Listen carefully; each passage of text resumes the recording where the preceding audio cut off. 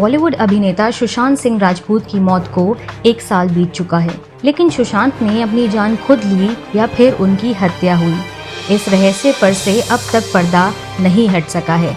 5 जांच एजेंसियां सुशांत की मौत की पहेली सुलझाने की कोशिश कर रही है, लेकिन उन्हें अब तक कामयाबी नहीं मिल सकी है। 34 वर्ष के सुशांत सिंह की मौत 14 जून 2020 को हुई थी।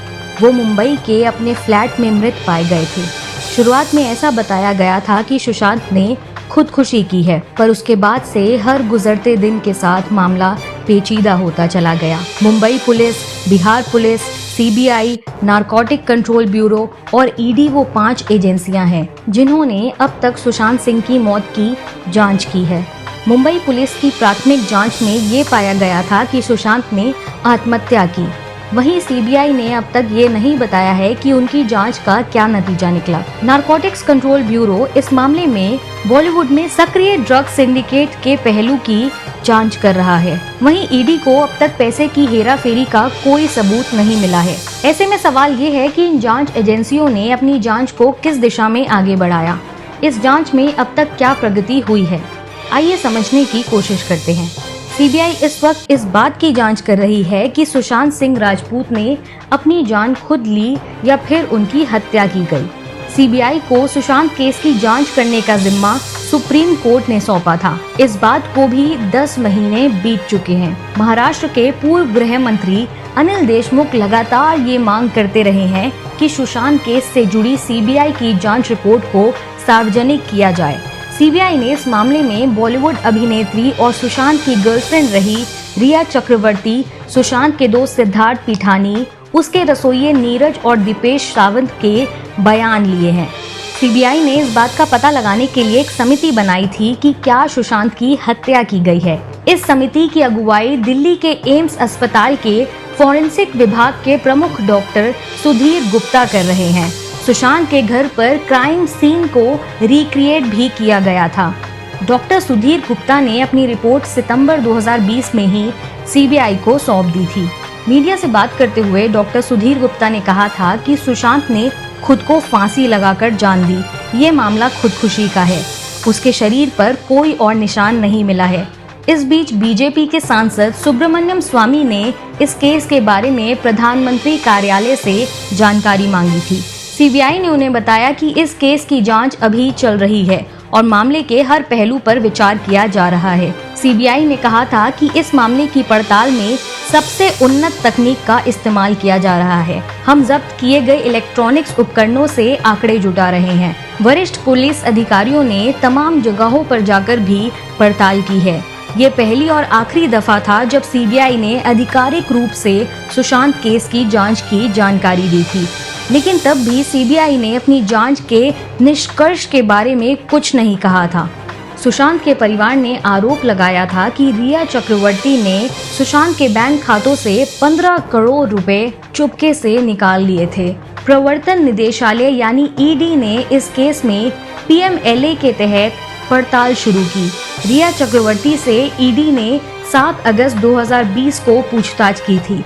रिया के मैनेजर और सुशांत के पूर्व हाउस मैनेजर को भी ईडी ने पूछताछ के लिए बुलाया था। ईडी के अधिकारियों का मानना है कि सुशांत के बैंक खातों और रिया या उनके परिवार के सदस्यों के बैंक खातों के बीच कोई भी लेन देन नहीं हुआ है। रिया चक्रवर्ती के मोबाइल फोन की जांच करते हुए ईडी ने कहा था कि उसे ड्रग्स के बारे में हुई बातचीत के बारे में पता चला है। इसके चलते सुशांत केस की जांच में नारकोटिक्स कंट्रोल ब्यूरो यानी कि एनसीबी भी शामिल हो गई। एनसीबी ने रिया चक्रवर्ती को 8 नवंबर 2020 को गिरफ्तार कर लिया। अदालत में पेश किए गए अपने हलफनामे में एनसीबी ने कहा था रिया ने ड्रग्स खरीदे थे। उसने सुशांत की आदतों पर पर्दा डालने की कोशिश की थी। उसकी व्हाट्सएप चैट से ये बात बिल्कुल साफ है कि वो ड्रग्स की आपूर्ति के रैकेट से जुड़ी हुई थी। अक्टूबर 2020 में रिया को मुंबई हाईकोर्ट से जमानत मिल गई थी। एनसीबी सुशांत की मौत से जुड़े ड्रग्स के मामले में अब तक 30 से ज्यादा लोगों को गिरफ्तार कर चुका है। गिरफ्तार किए गए लोगों में रिया के भाई शोविक भी शामिल है। शोविक को भी बाद में रिहा कर दिया गया था। इस बीच एनसीबी ने इस साल 26 मई को सुशांत के फ्लैट में रहने वाले सिद्धार्थ पिठानी को गिरफ्तार किया था। सिद्धार्थ पिठानी की गिरफ्तारी महत्वपूर्ण कही जा रही है क्योंकि जब सुशांत की मौत हुई थी उस वक्त सिद्धार्थ सुशांत के फ्लैट में ही मौजूद थे। इस केस में एनसीबी अब तक दीपिका पादुकोण, रकुलप्रीत सिंह, सारा अली खान, श्रद्धा कपूर जैसी अभिनेत्रियों और अभिनेता अर्जुन कपूर से भी सवाल जवाब कर चुकी है, लेकिन अब तक इस बात की जानकारी नहीं मिल सकी है कि इन बॉलीवुड सितारों से किस बारे में सवाल जवाब किए गए या फिर इनके ऊपर आरोप क्या है। सुशांत की मौत एक हाई प्रोफाइल मामला था, लेकिन सुशांत ने अपने पीछे कोई सुसाइड नोट नहीं छोड़ा था। मुंबई पुलिस के उपायुक्त अभिषेक त्रिमुखी ने पहले कहा था कि पोस्टमार्टम रिपोर्ट के मुताबिक सुशांत की मौत लटकने के कारण दम घुटने से हुई है। 27 जुलाई 2020 को फोरेंसिक लैब ने भी मुंबई पुलिस को एक रिपोर्ट सौंपी थी। फोरेंसिक लैब के इस रिपोर्ट के मुताबिक ये एक हत्या का मामला नहीं था। सुशांत के विसरा के नमूनों में भी कोई नुकसानदायक केमिकल अथवा ड्रग्स नहीं मिले थे। सुशांत के गले के इर्द गिर्द कपड़ों के कुछ रेशे जरूर पाए गए थे और मुंबई पुलिस ने उस कपड़े को सुशांत के फ्लैट से जब्त किया था। फोरेंसिक अधिकारियों ने कहा था कि ये कपड़ा 200 किलो तक का वजन बर्दाश्त कर सकता है। सुशांत के परिवार ने मुंबई पुलिस की जांच पर सवाल उठाए थे और उन्होंने बिहार पुलिस के पास सुशांत की मौत से जुड़ी एक नई शिकायत दर्ज कराई थी। सुशांत के परिवार के आरोपों से उनकी मौत के केस में एक राजनीतिक मोड़ भी आ गया था। ये मामला बिहार के विधानसभा चुनाव से ठीक पहले उछला था।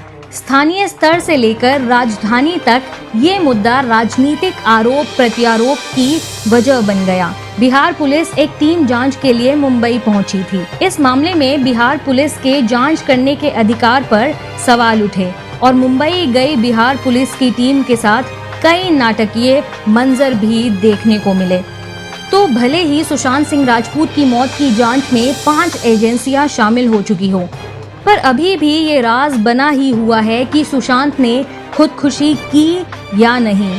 तो ऐसी ही अनकही खबरों के लिए बने रही हमारे साथ। मैं हूँ अदिति जैन, टीम शुभारंभ से।